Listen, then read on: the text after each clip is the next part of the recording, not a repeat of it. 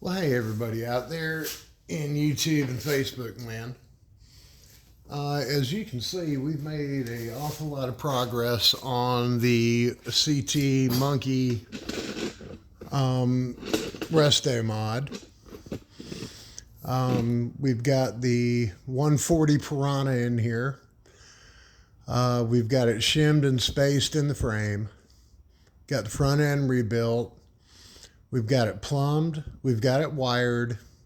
Got a chain on. Of course, that's how we know we got it aligned. Fuel tank, all the electronics installed, and we got fire. We're down to the little stuff now and catching up the details.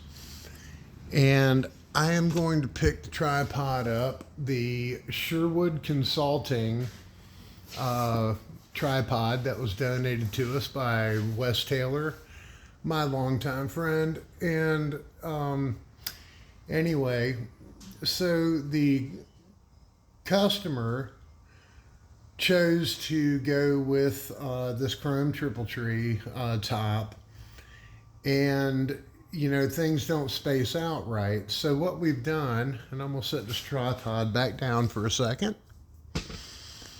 And yeah, there we go. So what I've had to do is make custom fasteners and spacers for that top. And this is, if you can see that, here, let me get it out there far enough. And so this is the fastener that we've made. We've taken a M8 1/0 pitch thread, Allen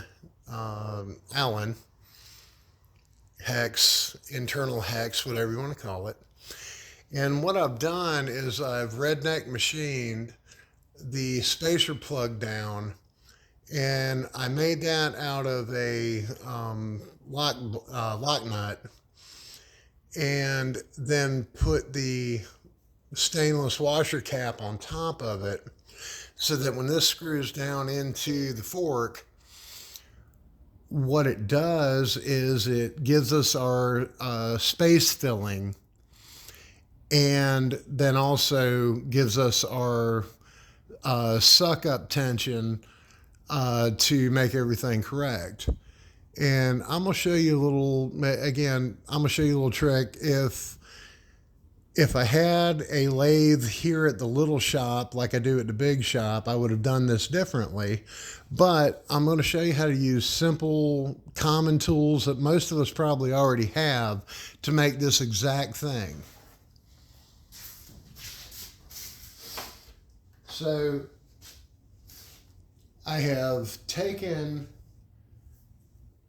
one of these lock nuts, you know, aircraft fastener, whatever you want to call it, and I have spun it down to the correct diameter. And now what I'm going to do, because I know where I need to be with it, I've got a nut already on here. I cut the head off of a bolt, and what I'm going to do is I'm going to tighten this thing up, locking style,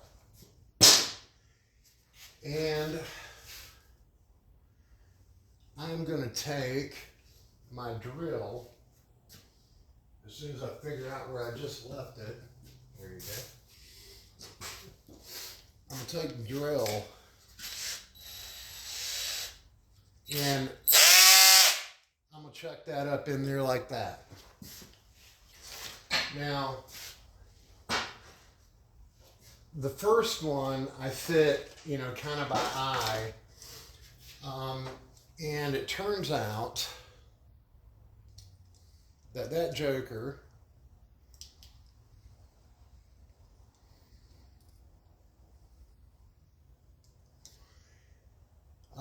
ended up being, here, let's do this in millimeters because this is a Japanese bike.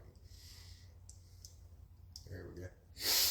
So it turns out that this first one is 3.5 millimeters basically. All right. So what I'm going to do is I am going to take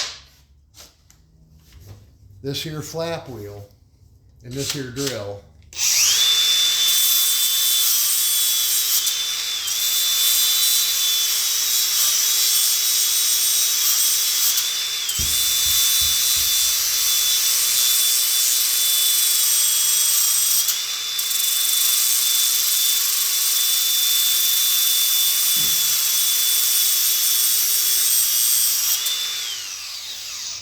And you see what the process is there.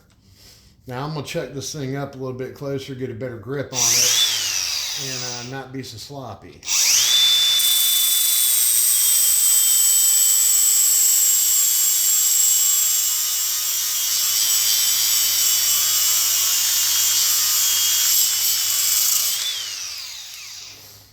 All right, well, I did spin it off because, you know, of course I did because I was trying to do it on camera and show off.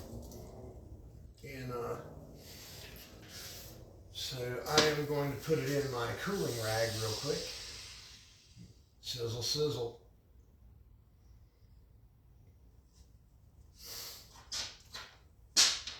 The couple little challenges that we have left is that the client wanted these 1-inch Z bars, and as you probably know, there isn't a lot of mini bike stuff that lines up with 1-inch bars.